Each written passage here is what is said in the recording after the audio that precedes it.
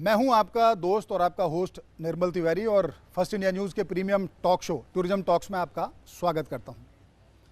आज हम बात करेंगे शाहपुरा ग्रुप्स ऑफ होटल्स की कि किस तरह से स्थापत्य को, समृद्ध सांस्कृतिक विरासत को, धरोहर के संरक्षण की बात करें और आधुनिकता से किस तरह से तारतम्य बैठा है उसकी बात करें तो निश्चित तौर से इस ग्रुप का कोई सानी नहीं है। हमारे साथ इस समय मौजूद हैं गुणवंत कुमारी जी और साथ में शाहपुरा ग्रुप्स ऑफ होटल्स के CMD सुरेंद्र सिंह शाहपुरा साहब। सबसे पहले मैं आपसे बात करूंगा माता जी, किस तरह से इस पूरी होटल्स को आपने देखा कन्वर्ट होते हुए, एक हवेली के साथ होटल्स आधुनिकता से कैसे तारतम्य बैठाया आपने, कुछ बताएं इसके बारे में, अपने संस्मरण, अपनी यादें।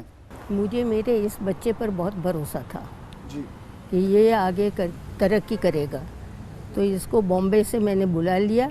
एजुकेशन इसने बॉम्बे में ली। उसके बाद में मैंने इसको यहाँ बुला के कहा, मैंने कहा तुम यहाँ गेस्ट हाउस चलाओ जी। तो इसने 3 कमरे से गेस्ट हाउस चलाया। उसके बाद क्योंकि दूसरे कमरे में हम लोग खुद रहते थे जी, तो इसने इतनी, दोनों ने, इस बेटे ने और बहू ने इतनी मेहनत की कि मैं कुछ कह नहीं सकती। आपने ये दौर देखा, एक लंबा 3-4 दशक का पूरा दौर था जब ये सारा मेकओवर हुआ, तो ये इस यात्रा में इन सब का तो निश्चित तौर पर योगदान है, आपकी जो गाइडेंस थी वो भी, लेकिन आपका कोई ऐसा संस्मरण जुड़ा हो जिसमें आपको लगा कि हाँ, इसको हमको होटल में कन्वर्ट करना चाहिए या फ्यूचर से कैसे तारतम्य बैठाएंगे हम कि भविष्य किस तरह का होगा? मैंने तो होटल में ही विचार कर रखा था जी कि होटल बनानी और इस बच्चे को आगे तरक्की, और दोनों ही पोतों को भी। सुरेंद्र सिंह जी, आपसे अगर मैं सीधे तौर पर पूछूं, मेरे जेहन में एक सवाल आता है कि शाहपुरा हाउस की कहानी कहाँ से शुरू हुई और कैसे ये विचार मन में आया? धन्यवाद निर्मल जी। ये कहानी शुरू हुई 1990 से और इसकी जो प्रेरणा मेरे को मिली है, सर्वप्रथम मैं उन लोगों के बारे में आपको बताना चाहूँगा कि यकायक ये कोई चीज़ मेरे जहन में नहीं आई। जैसे मामा ने फरमाया, इनको शुरुआत में मुझे कन्विंस करना पड़ा, उदाहरण देने पड़े कि राजस्थान के जो पूर्व जमींदार, जागीरदार और राजघराने थे, उन्होंने किस प्रकार अपने महलों को, किलों को, जो भी उनके पास प्रॉपर्टी थी, किस प्रकार उन्होंने इसको पर्यटक के लिए खोला। कहीं ना कहीं मुझे ये समझाना पड़ा कि ऐसा अगर हम करें, उन्होंने भी किया है, तो हमारे को भी छोटे तौर से हमारे पास जो भी है उससे हमारे को गेस्ट हाउस या पेइंग गेस्ट चालू करना चाहिए। तो इसका मैं सर्वप्रथम जो अगर मैं इसका धन्यवाद देना चाहूँगा तो जयपुर, उदयपुर, जोधपुर जो राजघराने हैं, उसके अलावा जो हमारे, जिसको मैं मेरे आदर्श मानता हूँ, सामोद, मंडावा, डूंगलोद, नवलगढ़, बिसाऊ, आर्य निवास, अतिथि guest house, evergreen guest house, RTDC के वो इकाइयाँ जो यहाँ गणगौर, तीज जो चले हैं, इन सब से हमारे को एक तरीके से उन सन 1990 में अगर मैं कहीं से इस चीज़ को ग्रहण करा तो मैंने इन लोगों से किया। इन लोगों को देख के मैं इन चीज़ों को समझा कि मैं भी कर सकता हूँ। मेरा एक सवाल इसी में से निकल करके आ रहा है कि ये जो तमाम जो दूसरी ऐतिहासिक जो विरासतें हैं, आपने उनसे अलग दिखने के लिए ऐसे कौन से प्रयास किए कि सब ठीक है, वो पहले से कुछ प्रॉपर्टी चल रही थी, कुछ आपके समकक्ष आई, उनसे अलग दिखें, उसके लिए क्या विशेष प्रयास किए और ऐसा क्या मतलब माने कि अलग है शाहपुरा हाउस को लेकर के? हमसे अलग ये रहा हमारा कि हमने जब इसको 3 कमरे से शुरुआत करी तो हमने पर्सनल सर्विस, परिवार का जो खुद का उसके अंदर इन्वॉल्वमेंट होता है परिवार का, वो रहा मेरा और मेरी धर्मपत्नी का। इसमें जो योगदान रहा इनका स्पेशली कि हम लोगों ने पर्सनलाइज सर्विस दी, जो कि हो सकता है कि जो ये बड़े होटल थे उसके अंदर नहीं मिली हो। हमने शुरुआत करी पर्सनल टेक केयर करने की, हर गेस्ट से, जो चाहे देशी हो या विदेशी हो, उससे हम लोग मिलते थे और आगे होके हम खुद ही उनके साथ में हर चीज़ की चर्चा करना, उनकी एंट्री कराना, मतलब सारा काम जो आज मेरा स्टाफ कर रहा है ये हम दोनों ने खुद ने किया है। यहाँ तक कि जो कुकिंग है, किचन है, उसका पूरा इन्होंने संभाल रखा था। मैं, हमारा जो मार्केटिंग है, इधर जाना करना, लोगों को बताना, क्योंकि 1990 में बनी पार्क में मेघ निवास और तीज के अलावा कोई दूसरी होटल थी नहीं। तो 1990 में ये बड़ा प्रॉब्लम था कि बनी पार्क में क्यों कोई पर्यटक आएगा, किस लिए आएगा, कमरे हमारे पास 3 थे। तो उसके लिए हमारे को मेहनत करनी पड़ी, लोगों को कन्विंस करना पड़ा। और कुछ ऐसे होटल वाले हैं जो अभी पधार रहे हैं यहाँ पे, आर्य निवास, बंसल साहब हैं, कर्नल फतेह सिंह जी साहब हैं, मैं उनको भी याद करता हूँ, मेघ निवास वाले, इन्होंने मेरे को बहुत प्रमोट किया। इनके पास में जब कमरे फुल हो जाते थे तो वो मुझे फ़ोन करके कहते थे कि आप आइए और आप यहाँ से टूरिस्ट ले जाइए, मगर आप उनको ढंग से रखेंगे, कोई कंप्लेंट नहीं आनी चाहिए। तो शुरुआत मेरी बहुत एक जर्नल आप कहेंगे कि एक बहुत छोटे स्तर से हुई, पर वो जो मेरा फाउंडेशन है वो आज भी उतना ही स्ट्रांग है, क्योंकि मैंने जो उन लोगों से सीखा है वो आज मैं मेरे बच्चों को और मेरे स्टाफ को हमेशा यही चीज़ बताता हूँ। अच्छा, इधर एरिक विलियम्स आप भी बैठे हैं। एरिक साहब, एक सवाल मेरा भी था, आप तो लंबे समय से जुड़े हुए हैं सुरेंद्र सिंह शाहपुरा साहब से और पूरे ग्रुप के तमाम जो पदाधिकारी हैं। मेरा सवाल सुन लीजिए, मेरा सवाल ये था कि क्योंकि राजस्थान जो भी आता है बेसिकली, और खासकर हेरिटेज प्रॉपर्टी में, तो सिर्फ वो वहाँ रुकने नहीं आता, वो यहाँ की संस्कृति को साक्षात करने आता है, उसको जीना आता है। तो ऐसा क्या एक्सपीरियंस इसको लेकर के, पूरी प्रॉपर्टी को लेकर आप बताएं अपना। मैंने जब ज्वाइन किया as a guest relation manager, whenever a guest used to come, पहले उनका पासपोर्ट लेके वो करके फिर मैं उनको ड्राइंग रूम में ले जाता, वहाँ उनको एक्सप्लेन करता कब बना कब नहीं बना, और इसके बाद के अंदर सब उनको मैं ईच रूम में ले जाके रूम के है ना बात बताता, ये है वो है, और वाईफाई भी फ्री है, वाईफाई का नंबर उनको देता था कि वाईफाई फ्री है। उसके बाद में when the guest used to come, I used to come down, but I used to welcome them with a welcome drink. सर्दियों में वो सूप और गर्मियों में कोल्ड ड्रिंक।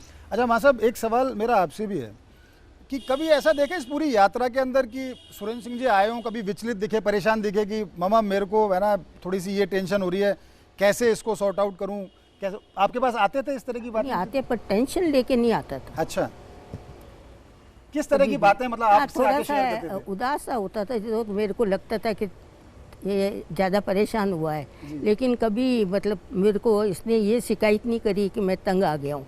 फिर मैंने इसको ये सिखाया, मैंने कहा अब यहाँ हो रहा है तो अब शाहपुरे भी कर दूँ। अच्छा, तो शाहपुरा में इसने हवेली में चालू किया, इसको आप पूछ लीजिए। मैंने इसको यही कहा, मैंने कहा इधर उधर मत देख कौन कुछ कर रहा है या नहीं कर रहा, तू अपनी मेहनत से कर। बहुत बढ़िया, बहुत बढ़िया सुरेंद्र सिंह जी, बहुत बड़ी बात कही मां साहब ने। अच्छा, इन्होंने एक अपनी बात में एक सवाल भी मेरे जेहन में ला दिया। शाहपुरा हवेली का जो कंसेप्ट था वो कैसे आया और कैसे उसको एग्जीक्यूट किया सारा सब उसको, वो भी बता दे। तो निर्मल जी, जब गाड़ी चल पड़ती ज़्यादा है तो मेहनत है। तो इनकी मेहनत आपका है। मन भी खुल जाता है। और जैसे मैंने आपको कहा कि मैंने अन्य लोगों को देख के, मेरे सीनियर्स को देख के मुझे जो प्रेरणा मिली, जो शेखावाटी गांव के अंदर, काणोता के अंदर, दोसा के अंदर जो दूल्हा हैं, तो मैंने देखा कि जब इन्होंने भी अपने प्रॉपर्टीज़ थी उसके अंदर होटल बनाई हैं, हेरिटेज प्रॉपर्टी को कन्वर्ट करा है, तो जैसे मैंने शाहपुरा हाउस में हिम्मत करी, वैसे ही मैंने शाहपुरा हवेली के अंदर हिम्मत करके काम किया। मगर एक चीज़ मैं यहाँ आपके साथ साझा करना चाहूँगा कि इस पूरी यात्रा में जो सबसे बड़ा त्याग अगर किसी ने किया है तो मेरी माँ ने किया है। मतलब इनको ये विश्वास दिलाना, इन्होंने मेरे पे जो विश्वास किया, और ये मैं हर एक उस व्यक्ति को कहना चाहता हूँ कि आप अगर अपने पेरेंट्स को कन्विंस कर सकते हैं, आप उनको बता सकते हैं, तो वो आपके लिए सारे दरवाजे खोलेंगे। नहीं, वो तो एक पुरानी कहावत भी है मां साहब, आप भी उससे इत्तेफाक रखेंगे कि हजारों साल नरगिस अपनी बेनूरी पे रोती है, बड़ी मुश्किल से होता है चमन में दीदावर पैदा।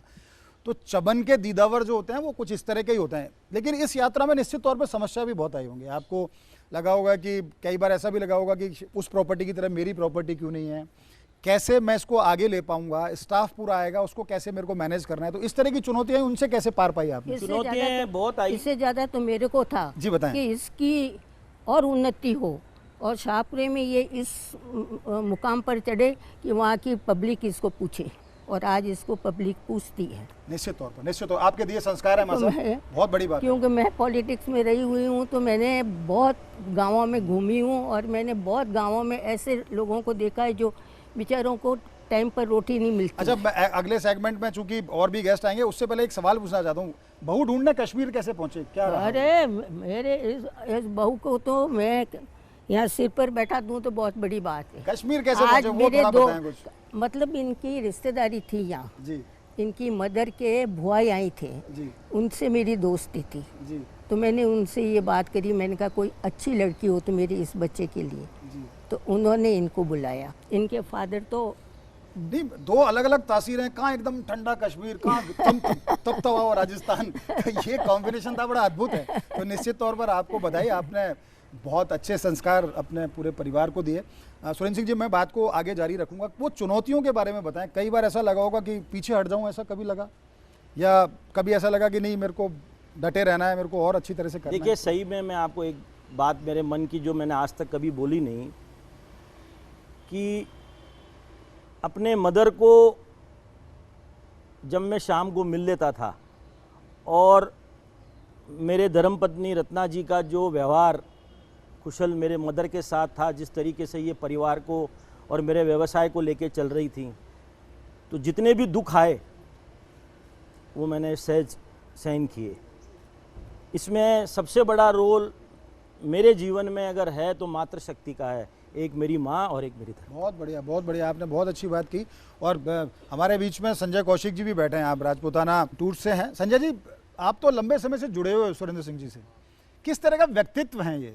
क्योंकि मैंने इनकी यात्रा ज़बरदस्त देखी। ये तो सब ठीक है, आपने एक बड़ा एम्पायर खड़ा किया, लेकिन उसके साथ साथ आप फिक्की फ्लो में पहुंचे, राजस्थान चैप्टर में को चेयरमैन हैं, अब आप FSTR के प्रेसिडेंट भी हैं, तमाम दूसरी फेडरेशन में आप पैटर्न की भूमिका में भी हैं।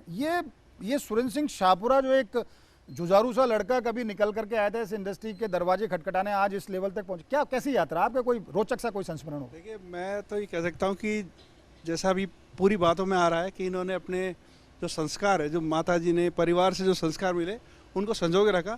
और ये पीछे से ही बात चलती है कि इनकी सादगी और इनका जो जज्बा है वो उस सारी दुनिया मानती है कि मैं इनको ऑलमोस्ट जब स्टार्ट किया जब से जानता हूँ, और इनकी वही सादगी, वही जज्बा, वही हॉस्पिटैलिटी, जो अतिथि देवो भव वाली जो संस्कार थे इनमें थे, और इनके बाद इनके जो सुपुत्र में भी आ गए। तो विच कहते हैं एक पूरी जनरेशन्स बाय जनरेशन जो इन्होंने किया, और इनका जो एक करने का जो तरीका था, जो भी चीज़ करना उसको परफेक्शन से करना। अब आप यहाँ देखिए, पहले कितना 3 कमरे थे, फिर शायद 8-10 हुए, फिर 20 हुए, आज 50-60 कमरे हैं। तो और फिर जो शाहपुरा वाला होटल है, इन्होंने बहुत सारे होटल्स जो मेरे ख्याल से लीज पे भी ले रखे हैं। तो मुझे लगता है कि ये इन्होंने पीछे मुड़ के कभी नहीं देखा। संघर्ष आया बीच में, कभी कभी ऐसा हर एक आदमी का आता है, जैसे माता जी बता रही थी, सुरेंद्र सिंह जी को मैं जानता हूँ, लेकिन इन्होंने उसको उसी शक्ति से, उसी अपने जज्बे से उसको पार किया। और आज he is one of the man जिसको इंडस्ट्री में लोग जानते हैं इनके, क्योंकि इनके कार्य कुशलता से और इनके रिलेशन जो रहे लोगों से, वो नो डाउट। मैं साहब, मैं एक अंतिम सवाल इस सेगमेंट का आपसे पूछूंगा, क्योंकि ये सेगमेंट पूरा होने वाला है। अभी भी आपको लगता है कि और संभावनाएं हैं और आगे जाने की? मेरे को है, इसका तो पता नहीं, लेकिन मेरे को ये होता है कि और भी बढ़े ये। मैं एक छोटी सी बात कह रही हूँ कि जिस टाइम में मेरे ऊपर तकलीफ पड़ी, जब ये 6 साल का था, ये बच्चा मेरे को रोने नहीं देता था, और कोई भी आता बैठने के लिए, इसके फादर की डेथ हुई जब, उसको आगे भाग के कह देता मेरी माँ बीमार हो जाएगी, रो के मत आओ। आज इस बच्चे को मैं कहूँ भगवान इसकी खूब तरक्की करे। नहीं, बिल्कुल। और मैं इसके हाथ में जाऊँ। ईश्वर आपकी सारी नेमतें आज मैं कहूँ ये पराए घर की बच्ची है, लेकिन मैं कहूँ मेरी 2 बेटियों से भी ज़्यादा मैं इसको मानती हूँ कि मेरे को रोज़मर्रा मेरे कमरे में आके रात को देखेंगे, मामा आपकी तबीयत तो ठीक है? बिल्कुल ठीक है बेटा। इतना हर एक आदमी नहीं पूछता है। और ये मेरा कमरा और ये इनका कमरा, इतना नज़दीक में कमरा रखा है। चलिए, बहुत धन्यवाद। आपके साथ तो पूरा एक दिन, पूरा 24 घंटे बिताने पड़ेंगे, तभी जाके सारे संस्मरण सुनने को मिलेंगे। फिर मैं आपको पूरी कहानी सुना दूंगी। बिल्कुल, बहुत बहुत धन्यवाद। चलिए, देखिए, ये रोचक चर्चा अभी बहुत जारी रहेगी, क्योंकि अभी तो शुरुआत है और नए गेस्टों के साथ हम चर्चा करेंगे। सुरेंद्र सिंह जी हमारे साथ बने रहेंगे। फिलहाल हम फर्स्ट इंडिया न्यूज़ के premium talk show tourism talks में एक बार फिर आपका स्वागत है। ब्रेक के बाद हम इस सेगमेंट में बात करेंगे पर्यटन उद्योग, निवेश और बाजार की संभावनाओं पर। हमारे साथ इस समय कंटिन्यू बने हुए हैं सुरेंद्र सिंह शाहपुरा साहब, लेकिन शाहपुरा ग्रुप ऑफ होटल्स की MD रत्ना कुमारी जी हमारे साथ जुड़ गई हैं। रत्ना जी, बहुत बहुत स्वागत है आपका। कहते हैं ना कि हर एक सफल पुरुष के पीछे एक स्त्री का हाथ होता है। तो जिस तरह से अभी माँ साहब बता रही थी पहले सेगमेंट में, तो ऐसा लगता है सब हाथ ही आपका है और माँ साहब का है। तो किस रूप से इस जर्नी को देखते हैं आप, कैसे आगे बढ़ी जर्नी पूरी? एक्चुअली मेरा जो पीहर है जम्मू कश्मीर है, और वहाँ से राजस्थान का जो सफ़र था बहुत अद्भुत और बड़ा ही अलग तरीके का था। और इस यात्रा में अगर मेरे को किसी ने आशीर्वाद दिया है तो माँ स्वरूप मेरी सास ने दिया है। इन्होंने हमेशा मेरे को कभी भी लगने नहीं दिया कि मेरे माता पिता इतने दूर हैं, और हमेशा इनका साया मेरे पर बना रहा। पर मुझे जीवन में कुछ अलग करने का था, तो इसलिए इस यात्रा को मैंने इस रूप में देखा कि जो सब कर रहे हैं उससे हम लोग हट के क्या कर सकते हैं। तो जो आत्मीयता और सेवा का संस्कार रग रग में भरा था, और अतिथि देवो भव की जो भावना थी, मुझे लगता है वही एक कारण रहा कि हम लोगों ने 1990 में ये गेस्ट हाउस खोला। आज ये 3-3.5 दशक की पूरी यात्रा है, इसमें कैसे बदलाव आपने देखे और उन बदलावों के अनुरूप खुद को ढाला भी, प्रॉपर्टी को और ज़्यादा आगे बढ़ाया भी, टूरिस्ट की संख्या भी बढ़ी और अलग अलग विधाएं इस दौर में आती गई, उनके साथ किस तरह से तारतम्य बैठाया गया?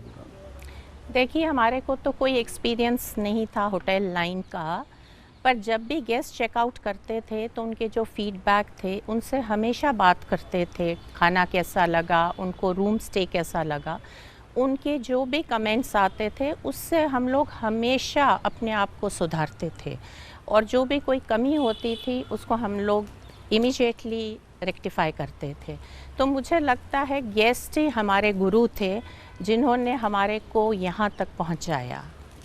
निश्चित तौर पर। देखिए, इस बीच में हमारे साथ अजीत बंसल साहब भी मौजूद हैं, और आप लंबा समय हो गया आपको पर्यटन को आपने शुरू होकर के और आज इस रूप में आते देखा है, 4-5 दशक की, 6 दशक की लंबी यात्रा।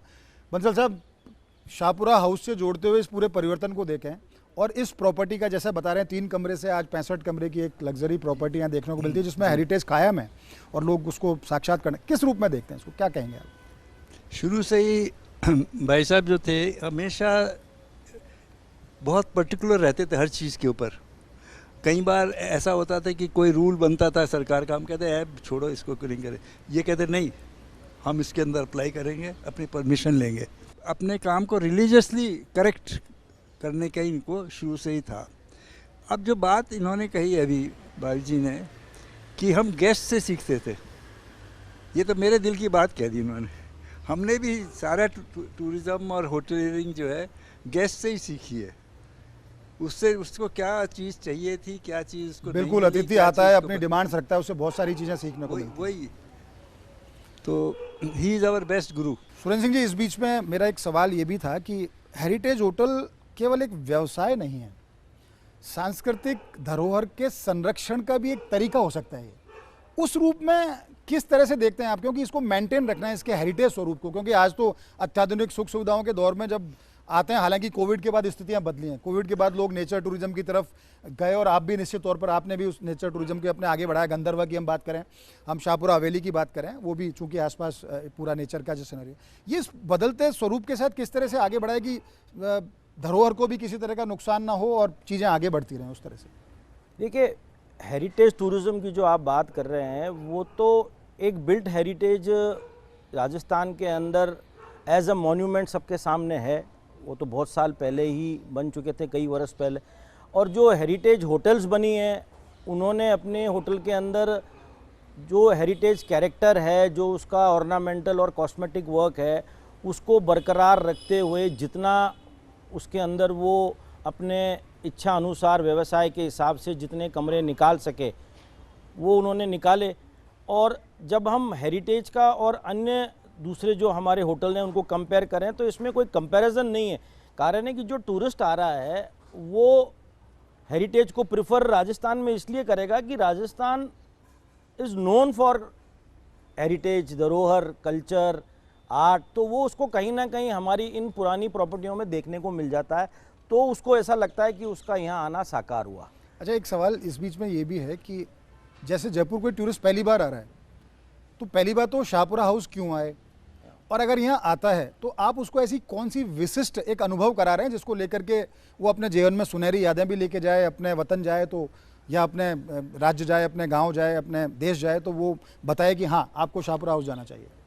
सर, शाहपुरा हाउस वो क्यों आ रहा है उसका तो सबसे सटीक जवाब यही है कि अगर शाहपुरा हाउस और शाहपुरा हाउस की जो टीम यहाँ विराजमान है, अगर वो अपने अतिथि और अपने गेस्ट को वैल्यू फॉर मनी देंगे, सबसे बड़ी चीज़ है वैल्यू फॉर मनी।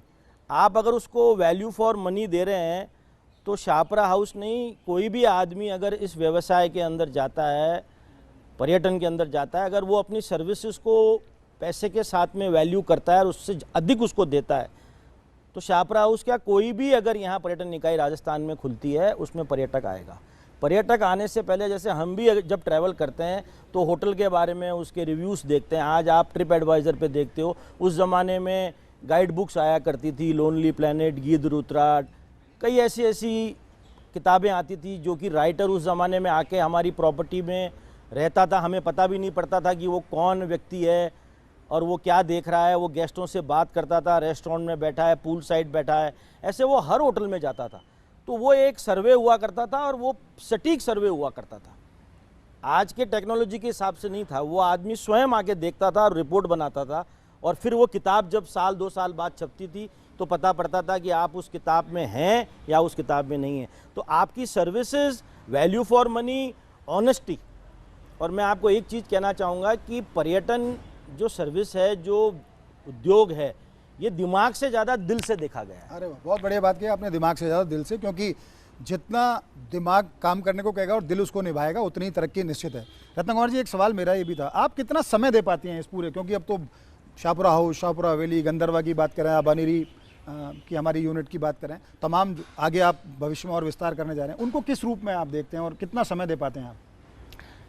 पहले से अब थोड़ा सा कम हो गया है, क्योंकि मेरे 2 अनमोल हीरे मेरे बेटे भी ज्वाइन कर लिया है उन्होंने। पर डेफिनेटली जितना मेरे से हो पाता है, मैं किचन स्टोर्स हैं जो एक महिला अच्छी तरीके से देख सकती है, and I think so even accounts, क्योंकि मैंने M.Com किया है तो अकाउंट्स को भी मैं हैंडल एक सवाल करती और हूँ। है इसी बीच में, क्योंकि हम जिस सेगमेंट में बैठे हैं उसके हिसाब से, आप रत्ना कुमारी फाउंडेशन भी चलाती हैं। जी, फाउंडेशन को हॉस्पिटैलिटी से जोड़ते हुए, क्योंकि शाहपुरा हवेली और उसके आसपास का जो पूरा मैंने देखा माहौल, कि वहाँ बहुत से ऐसे आर्टिजन्स हैं जो आपके यहाँ से सीख के गए और फिर उन्होंने अपने जीवन को आगे बढ़ाया, अपनी आजीविका को आगे बढ़ा रहे हैं, उसका किस तरह से योगदान है और कितना उसमें कौन कौन से ऐसे आर्ट हैं जिनको आप सिखा रहे हैं वहाँ? देखिए निर्मल जी, एक दिन मुझे ऐसे ही बैठे ध्यान आया कि हर व्यक्ति अपने बारे में सोचता है, अपने बारे में ही जीता है।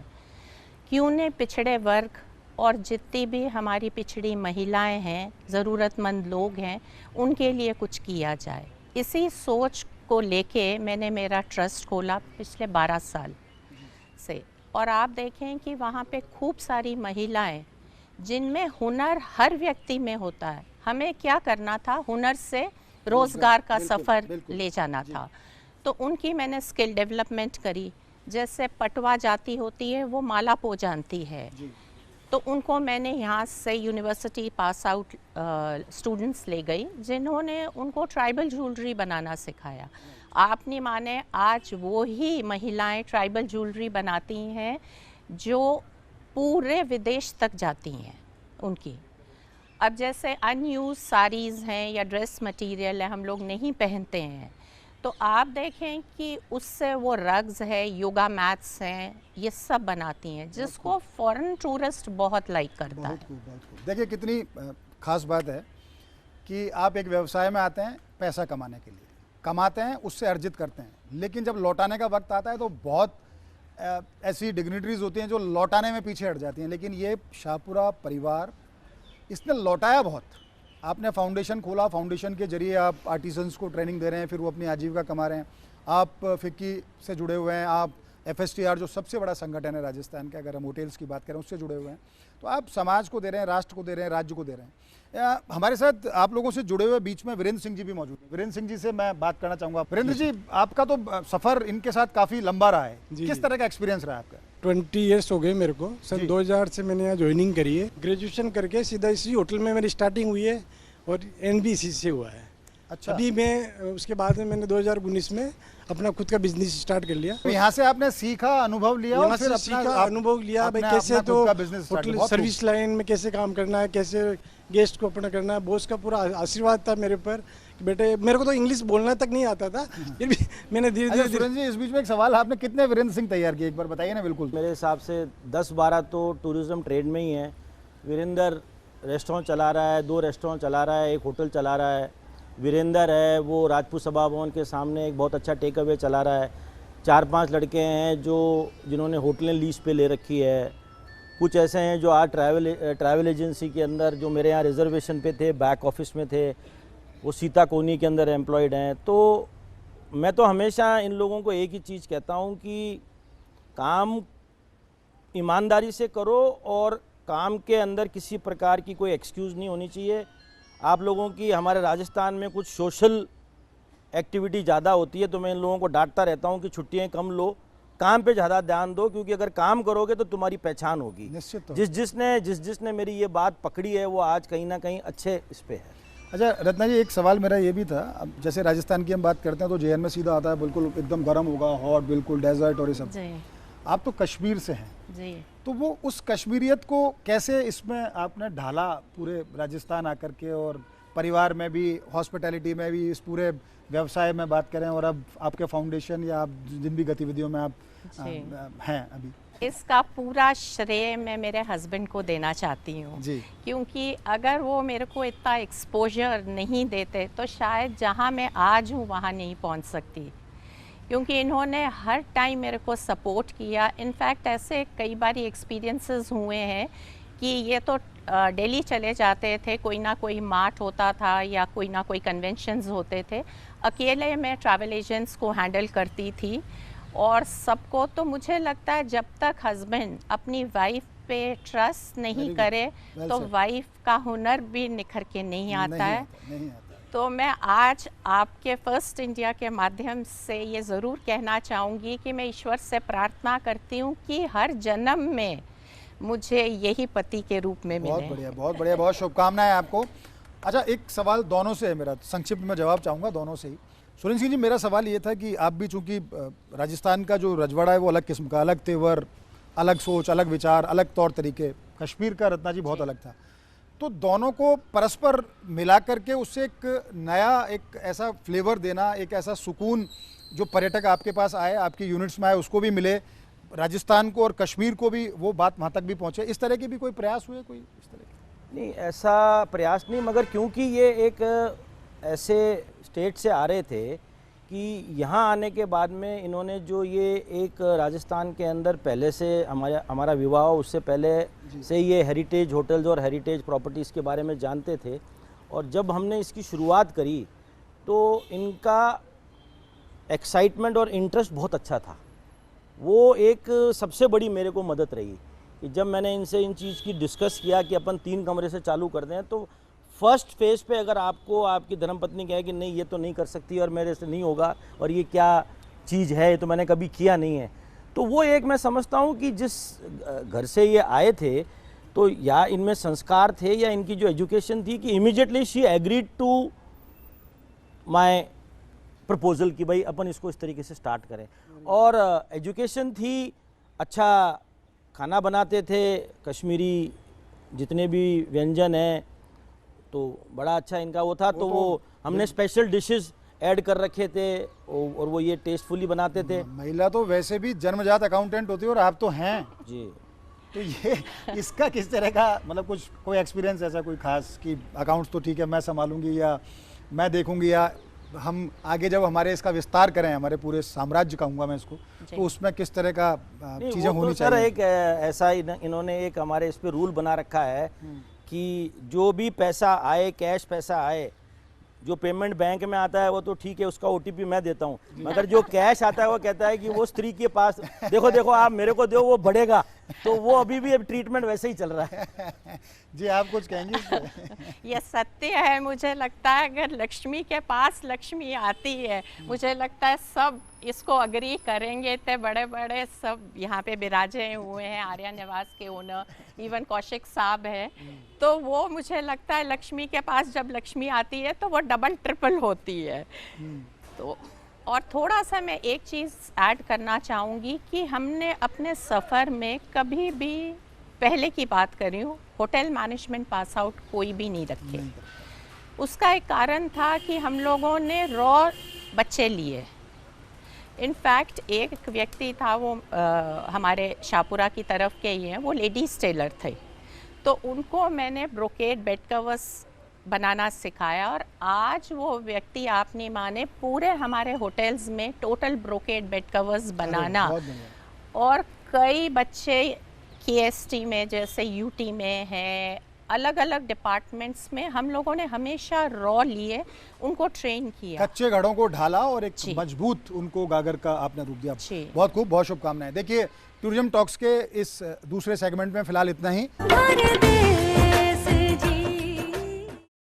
टूरिज्म टॉक्स के तीसरे सेगमेंट में आपका बहुत बहुत स्वागत है। इस समय इस सेगमेंट में बात करने के लिए हमारे साथ सुरेंद्र सिंह शाहपुरा साहब लगातार मौजूद है और अब एक युवा प्रतिनिधित्व के तौर पर अगर हम शाहपुरा ग्रुप ऑफ होटल्स के डायरेक्टर की बात करें तो अधिराज सिंह हमारे साथ मौजूद है। अधिराज जी बहुत बहुत स्वागत है आपका। धन्यवाद। पहले चर्चा आप ही से शुरू करते हैं क्योंकि मैं 3 पीढ़ियों का प्रतिनिधित्व यहाँ देखा। माता साहब यहाँ थी, गुणवंत कुमारी जी, उन्होंने अपना एक्सपीरियंस बताया, रत्ना कुमारी जी और सुरेंद्र सिंह जी बता ही रहे हैं। लेकिन एक युवा सोच का बहुत महत्व होता है। जब हम किसी भी व्यवसाय को आगे बढ़ाने की बात करते हैं तो ठीक है, एक ने सपना देखा, दूसरे ने उसको क्रियान्वित किया और तीसरा उसका विस्तार करता है। तो विस्तार की जहाँ तक बात करें तो अधिराज किस तरह की सोच रखते हैं उसमें और क्या योगदान आप इस पूरे एम्पायर की हम बात करें इसको खड़ा करने में, आप किस तरह से आगे बढ़ाने में इसका आपका योगदान बताइए प्लीज़। सर्वप्रथम तो आपका निर्मल जी बहुत बहुत धन्यवाद। आपके चैनल के माध्यम से आज मुझे भी बहुत सारी चीज़ें सुनने को मिली जो शायद मेरे लिए भी एक अच्छी एक अपॉर्चुनिटी है और सीखने को हर दिन ही हमारे को मिलता है, लेकिन आज ऐसी चीज़ें सुनने को मिली जो कभी हमारे को मालूम नहीं थी। तो बहुत बहुत धन्यवाद आपके चैनल का। जब मैंने इस बिज़नेस में ज्वाइन किया था तो मैं F&B के थ्रू इस बिज़नेस के अंदर आया था और हम उस टाइम ऑर्डर लेना, रेस्टोरेंट के अंदर गेस्ट से मिलना, तो उससे हमारा जो बिज़नेस है मतलब उस टाइम मैंने अपना जो करियर है उसके थ्रू स्टार्ट किया था। फिर उसके बाद धीरे धीरे मेरे को दाता ने फरमाया कि हमारे जो ट्रैवल एजेंट्स हैं, जो हमारे जो मेन बिज़नेस ऑपरेटर्स हैं, जो हमारे को बिज़नेस देते हैं, उनसे जाके मिलके और हमारे को बिज़नेस लाना चाहिए और समझना चाहिए कि वो हमारे को बिज़नेस क्यों देते हैं। तो फिर मैंने दिल्ली जाना चालू किया और एजेंट से अपॉइंटमेंट लेके उनसे मिलना चालू किया और हमारी प्रॉपर्टी को और मार्केट किया। ऐसे मैंने मेरा खुद का जो करियर है इसके थ्रू चालू किया। उसके बाद जब शाहपुरा हवेली चालू हुई तो मुझे वहाँ अवसर मिला, मैं वहाँ जाता था जब हमारे पास सिर्फ 4 ही कमरे हुआ करते थे और रेस्टोरेंट चलाते थे।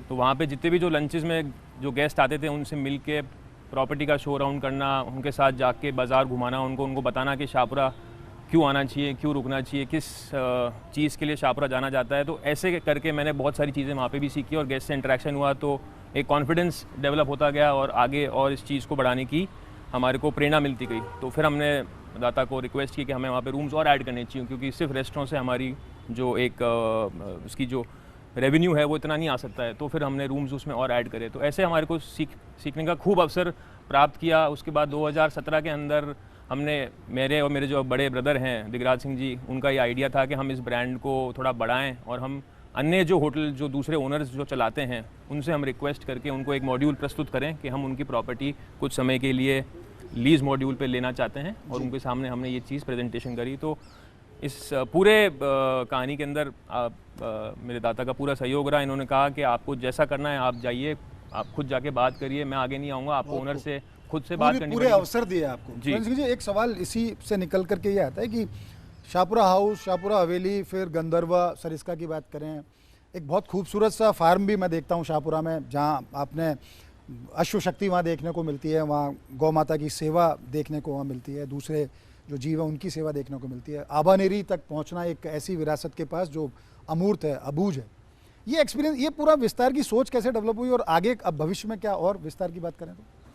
सर मेरा ये मानना है कि अगर आप एक अच्छे ऑपरेटर हो, अगर आप अच्छी होटल को मैनेज कर सकते हो तो कोई ज़रूरी नहीं है कि आप उस प्रॉपर्टी के मालिक भी हो, क्योंकि अल्टीमेटली आपको अपनी होटल को, अपनी प्रॉपर्टी को ढंग से चलाना है, proper services, proper finances, proper manage करना है और उसमें से आपको आपकी जो भी यील्ड है वो निकालनी है।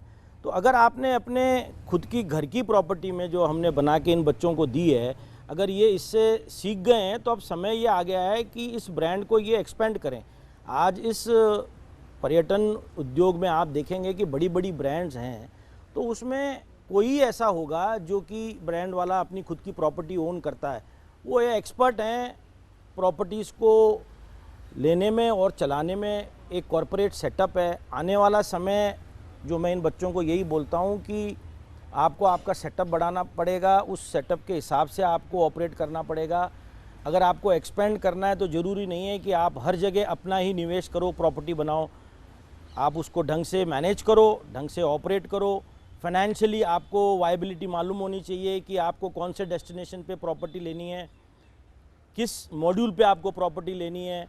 चलाओ, और जब तक माँ बाप हैं आप रिस्क लो, क्योंकि हम आपके पीछे खड़े हैं। बहुत बढ़िया, बहुत बढ़िया। कितना शानदार बैकअप है। जब एक सुदृढ़ और मजबूत पिता पीछे होता है तो निश्चित तौर पर पुत्रों को करने के लिए बहुत सारे अवसर होते हैं। आप लोगों के पास लौटूंगा, लेकिन राजवीर जी यहाँ मौजूद हैं, आपसे बात करना चाहूँगा। आप शाहपुरा हाउस के हेड शेफ रहे हैं पहले, किस तरह का एक्सपीरियंस रहा पूरा इस यात्रा में आपका, शाहपुरा ग्रुप की अगर हम बात करें?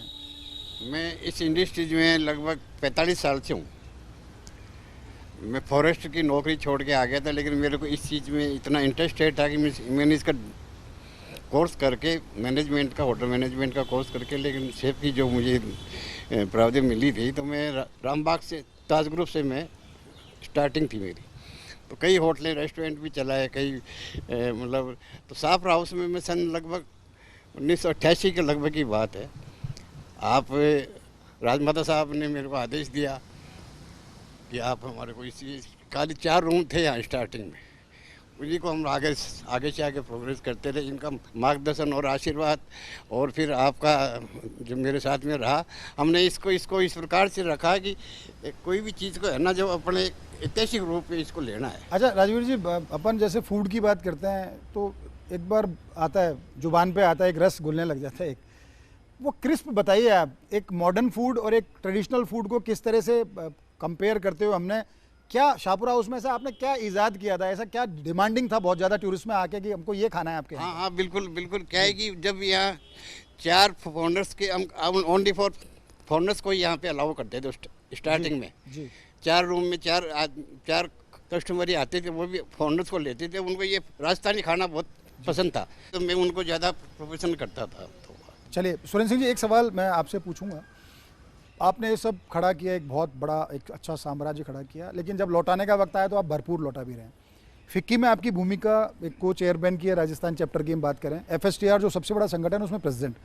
तो अब ये तो ठीक है, अधिराज संभाल रहे हैं, दिगराज संभाल रहे हैं, रत्ना कुमारी जी हैं, माँ साहब का आशीर्वाद मिल रहा है, उसके लिए समय निकालना। मैं देखता हूँ आपकी भागदौड़, लगातार मुख्यमंत्री से मिलना, उप मुख्यमंत्री से मिलना, विभाग के अधिकारियों से मिलना, दूसरे स्टेट्स, इवन अब्रॉड में बाहर जो इवेंट्स होते हैं वहाँ आपकी सक्रियता बनी रहेगी। इसको किस रूप में आप देखते हैं, और क्या लगता है कि क्या चेंजेस आए और क्या क्या और होना चाहिए जिसकी ज़रूरत है अभी, क्योंकि वैश्विक माहौल इस तरह का है कि उसमें हमको डोमेस्टिक पे सोचना भी होगा? मुझे जो प्रेरणा मिली है और मैं इसके लिए जो समय दे पा रहा हूँ, उसका कारण ये है कि जब आज से 35-40 साल पहले जब हम लोगों ने इस व्यवसाय के अंदर कदम रखा था, जो डिफ़िकल्टीज़ हम लोगों ने फेस करी, चाहे वो डिफ़िकल्टीज़ मार्केटिंग की हो या नॉर्म्स की हो या किसी प्रकार की कोई ऐसे ईज़ टू डू बिज़नेस हैं उनकी हो, तो मुझे लगा कि अब जब समय आ गया है तो मुझे पर्यटन को वापस देना है। जो पर्यटन से मैंने इतना जो भी कमाया है, जहाँ मैं आज जो मेरी पहचान पर्यटन की वजह से बनी है, तो इस टाइम आ गया है कि मैं कुछ लौटा सकूँ तो मुझे लौटाना चाहिए। तो जितनी भी मेरी स्टडी है, जो कुछ मैं इतने साल से प्राप्त कर सका, जो मेरे को नॉलेज है टूरिज़्म के बारे में, मार्केटिंग के बारे में, क्या क्या प्रॉब्लम्स आती हैं, चाहे वो नए प्रोजेक्ट हों, चाहे वो रनिंग प्रोजेक्ट्स हैं, अनसीन डेस्टिनेशंस हैं जिसके बारे में आपसे भी बहुत चर्चा करी, चाहे वो वाइल्ड लाइफ है उसमें क्या प्रॉब्लम्स आ रही हैं।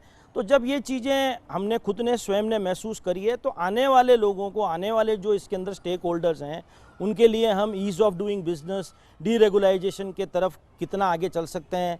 हमारे देश के आदरणीय प्रधानमंत्री जी ने भी इसकी पूरी पहल करी है। 3 मरतबा हमारी यहाँ पे कैबिनेट सेक्रेटरी से डिस्कशन हो गया है। अभी हाल ही में आपने पढ़ा होगा कि CLU को हटा रहे हैं, लाइसेंसिंग ईजी कर रहे हैं, 10-10 साल के लाइसेंस दे रहे हैं।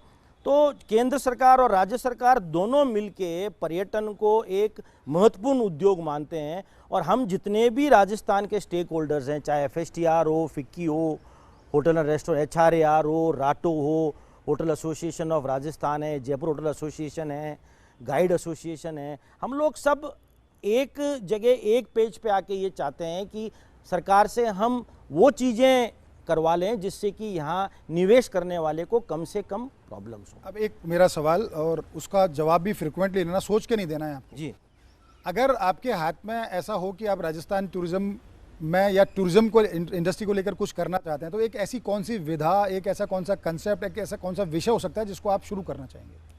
सर एक ही लाइन में मैं बोलूँगा, tourism is not about buildings, tourism is not about bylaws and rules.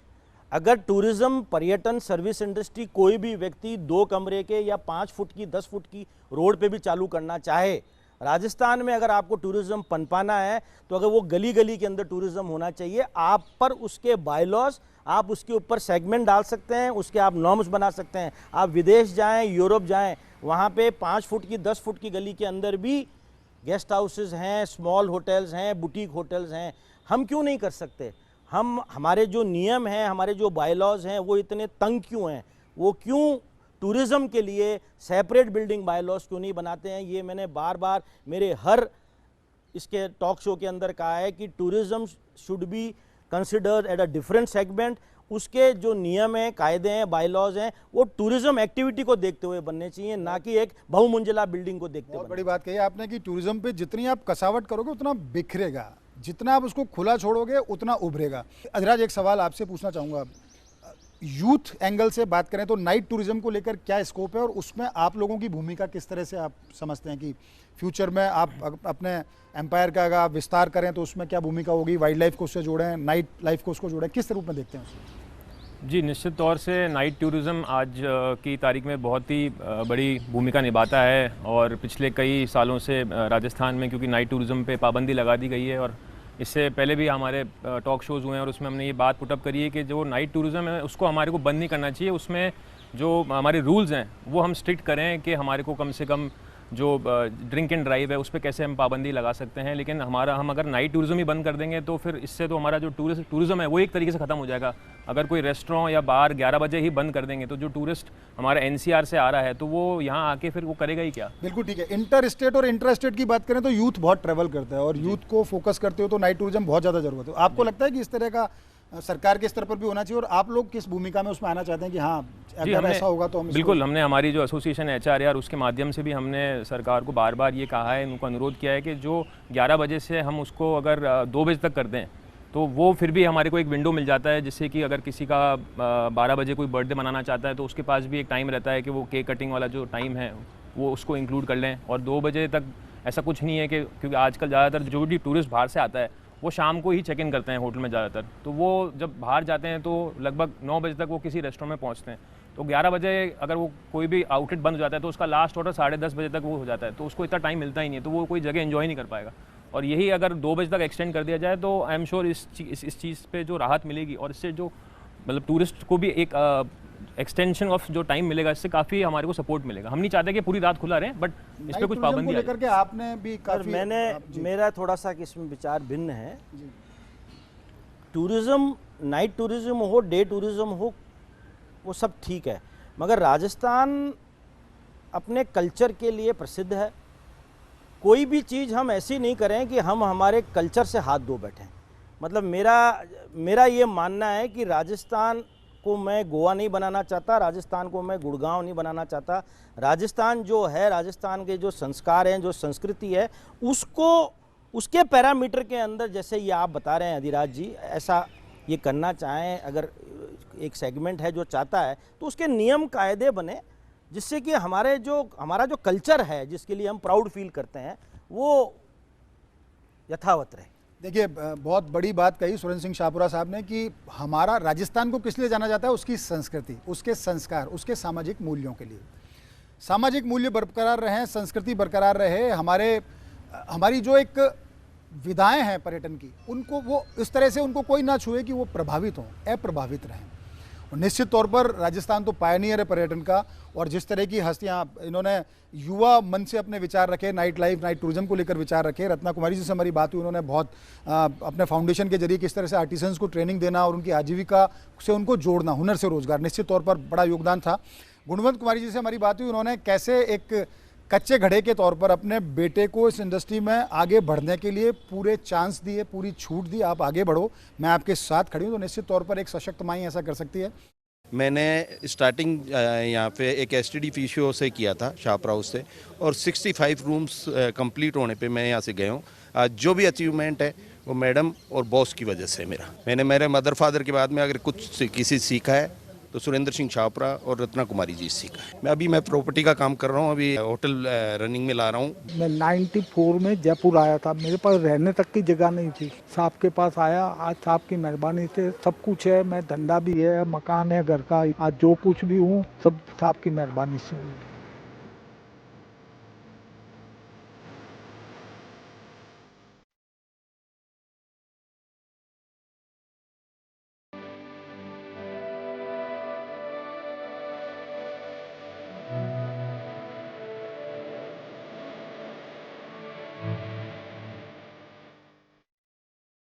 आज टूरिज्म टॉक्स में इतना ही। अगली बार हम एक नई प्रॉपर्टी में, नई जगह पर, नए लोगों के साथ मौजूद होंगे। लेकिन आज जिस तरह की चर्चा रही, निश्चित तौर पर कह सकते हैं कि जब शुरुआत बहुत बढ़िया होती है तो अंजाम भी बहुत बेहतर होता है। टूरिज्म टॉक्स में आज इतना ही।